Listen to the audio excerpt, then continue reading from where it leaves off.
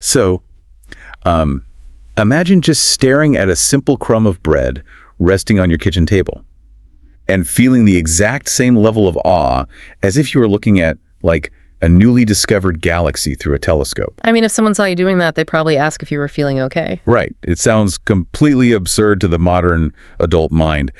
But today's source material argues that this intensely focused, almost, overwhelming sense of wonder is precisely the perspective we are desperately missing in our daily lives. So, welcome to today's deep dive. Glad to be here. And yeah, we spend so much of our energy searching for these profound, life-altering truths in massive events. The assumption is just that wisdom requires a grand canvas. Yeah, totally. It's like you need to go stand on the edge of the Grand Canyon or something. Exactly. Or survive a catastrophic storm, or undergo some massive life transition just to extract deep meaning about existence. We treat truth like it's a volume game. A volume game, I like that. Yeah, like the bigger the physical scale of the event, the louder the wisdom is supposed to be. And that same instinct bleeds directly into how we consume information, right? Right. Think about how you operate when you're trying to understand the world. You probably assume that if you just process enough data or read one more analytical article... Or we'll scroll through one more endless feed of content. Exactly. You think you'll eventually arrive at some grand, unifying understanding of life. Mm-hmm. But the reality is quite different. We usually just end up with this uniquely modern sense of cognitive exhaustion. Oh, absolutely. The sources we're diving into today diagnose this condition perfectly.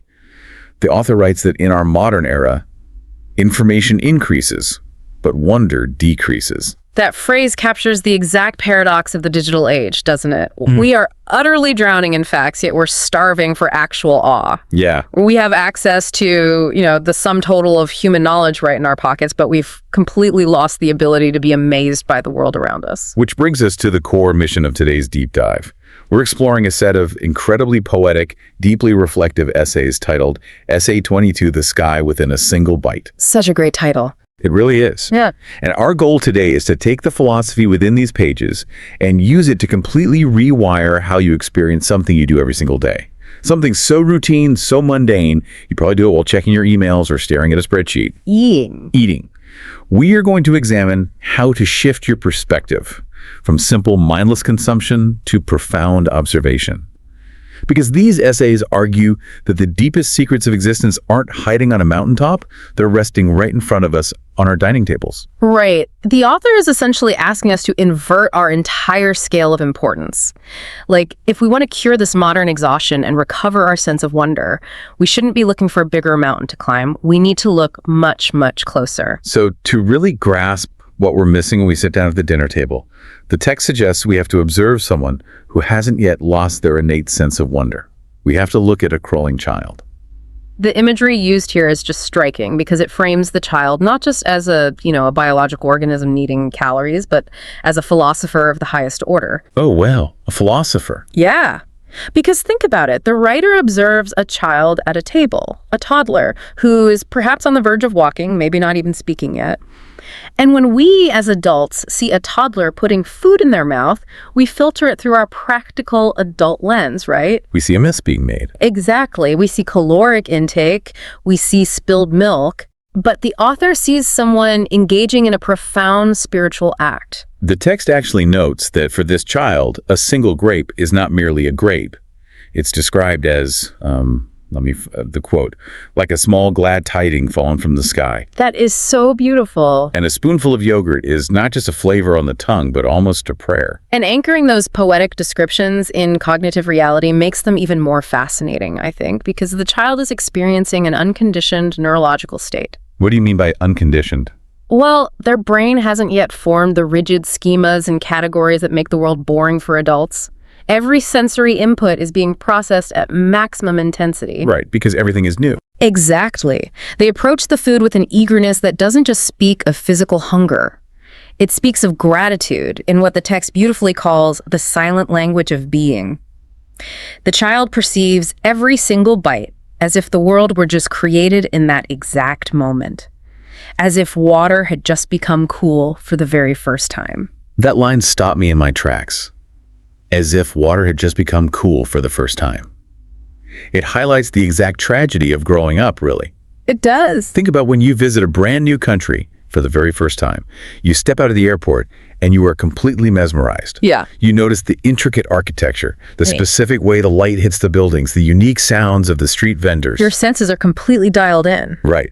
Your brain is wide awake in a state of pure wonder. Yeah. But then you look at the locals who have lived there for 20 years. What are they doing? Staring at their phones. Staring at their phones, complaining about the traffic. They don't even see the buildings anymore. That phenomenon is exactly what the author calls the curse of the normal. And there is a biological mechanism behind it, actually. It's called hedonic adaptation. Hedonic adaptation. Okay, break that down for us. Sure. Our brains are hardwired to filter out constant stimuli to save cognitive energy. If we reacted to our own living room with the same awe as a new country, we would be exhausted. We'd be completely unable to function. So the brain turns the extraordinary into the mundane simply to run more efficiently. Okay, but the text argues that while this filtering might be efficient for survival, it's absolutely devastating for the soul. Yes. As we grow up, we just categorize everything as normal. Bread is normal. Running water is normal. Having a functioning respiratory system is just normal. And the author warns us that what we casually dismiss as normal are actually miracles repeated every day. The danger of hedonic adaptation is that the moment a person grows accustomed to their blessings, they quietly begin to lose their heart. The text says, a veil closes over the surface of things. To become accustomed is to stop noticing. Yeah.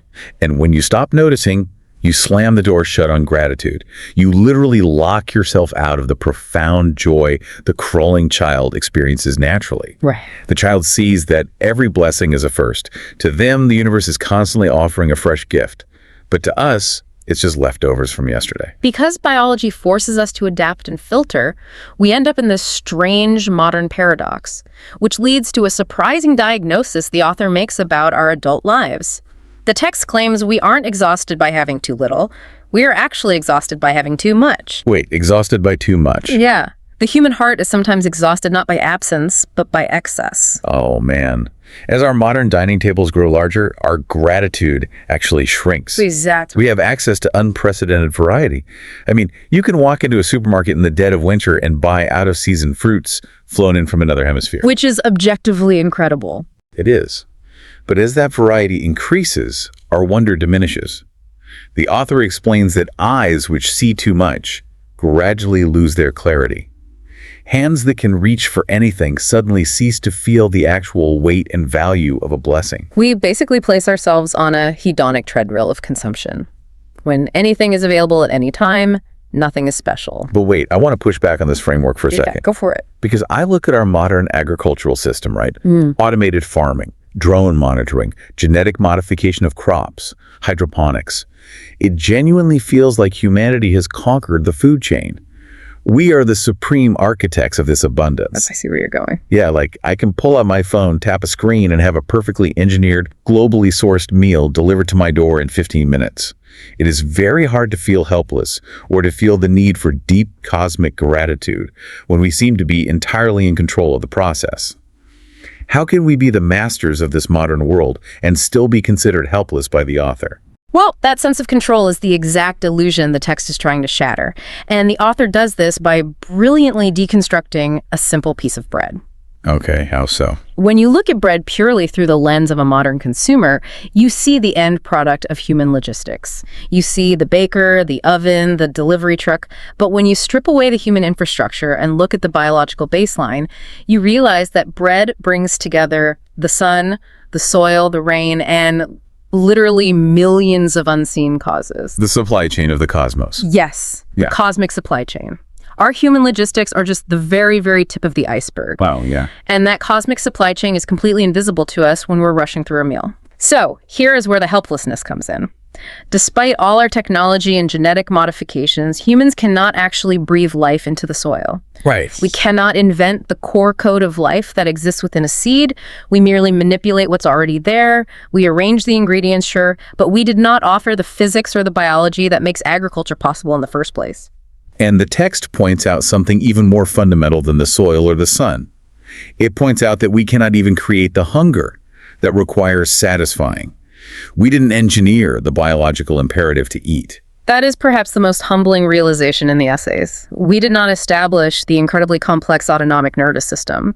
We didn't invent the gut microbiome or the cellular respiration process that allows the human body to turn a piece of fruit into kinetic energy and conscious thought. We just woke up inside these bodies. Exactly. We inherited this perfect biological order. Therefore, humanity's default state is purely receptive. We can manipulate the environment, but fundamentally, we can only receive the blessing.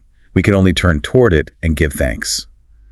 True gratitude, the author concludes, doesn't begin by simply measuring the size or the flavor of the blessing on the plate. No. It begins by realizing our total, absolute inability to create it from scratch ourselves. And if we accept this premise that we are fundamentally receivers of a cosmic supply chain we didn't invent, it requires a massive shift in our daily actions. Recognizing our helplessness forces a change in how we interact with the physical world. Which brings us to the practical application of these ideas. If we can't create the food, how do we properly receive it so that we don't just succumb to that exhaustion of excess? Yeah. How do we override that neurological filter of the normal you were talking about earlier? The source material offers a very specific, actionable practice for this. It introduces a concept from the Islamic tradition called Tadith al-Nima, which translates to proclaiming the blessing. Proclaiming the blessing. Right. The author grounds this practice in a line from the Quran, Surah Ad-Duha, verse 11, which states, "And as for the favor of your Lord, proclaim it." The text makes a really sharp observation here about human nature, actually. It points out that complaining is incredibly easy. Oh, too easy. Right. Complaining is basically our default biological setting when expectations aren't met. You don't have to be taught how to complain about a cold cup of coffee or a delayed train. It takes zero cognitive effort. But giving voice to our blessings, actually speaking them out loud and acknowledging their cosmic origins, that requires active effort. The author calls this the discipline of the heart. The discipline of the heart. Yes. You are actively fighting against your brain's desire to habituate and ignore the mundane. And there's a crucial linguistic distinction made in the text about how we practice this discipline. It's the difference between looking down at your plate and saying, "What a beautiful meal," versus saying, "What a beautiful Lord we have." Oh, wow. That shift in phrasing is monumental. Saying, "What a beautiful meal," stops the substance. It's merely a review of the chef's technique or the quality of the ingredients. You're still trapped in the consumer mindset. Exactly. But the second phrase moves entirely past the substance and focuses on the relationship and the source. It turns the physical food into a communicative message. A message. Yes. The text explicitly suggests that every bite, every sip of water, every scent of a flower is a recurring message of care from the Creator. And if you don't hear that message, if you just eat the food purely for the calories while staring at a screen, you run directly into the core psychological problem of modern life that the text identifies.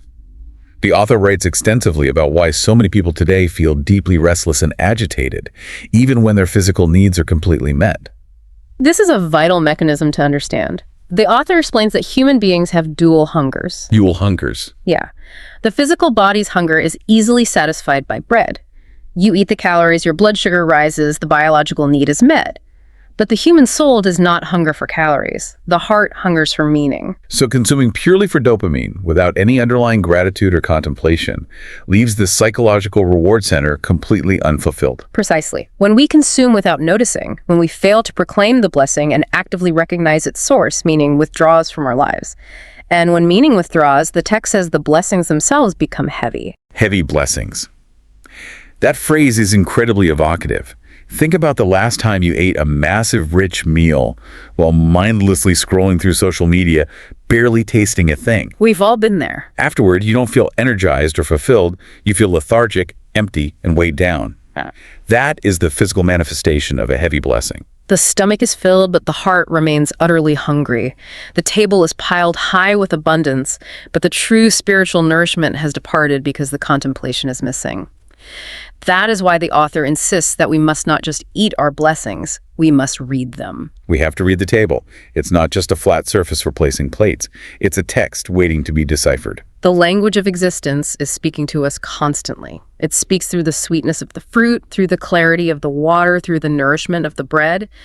To the extent that a person can pause, override their mental filters, read those blessings, and recognize the source, well, existence begins to regain its light. It's as if we've been sitting in a pitch-black room our entire adult lives, just shoving food into our mouths in the dark to survive. And suddenly, the author is telling us how to reach out and turn on the lights. We're finally able to actually see what we've been given all along. And when you turn on that light, you find yourself right back where we started this discussion. You are looking at the world with the exact same unconditioned wonder as the crawling child. You realize that a piece of fruit doesn't just carry flavor, it carries mercy. It is a direct communication. So how do you integrate this deeply philosophical approach into the reality of a busy Tuesday afternoon?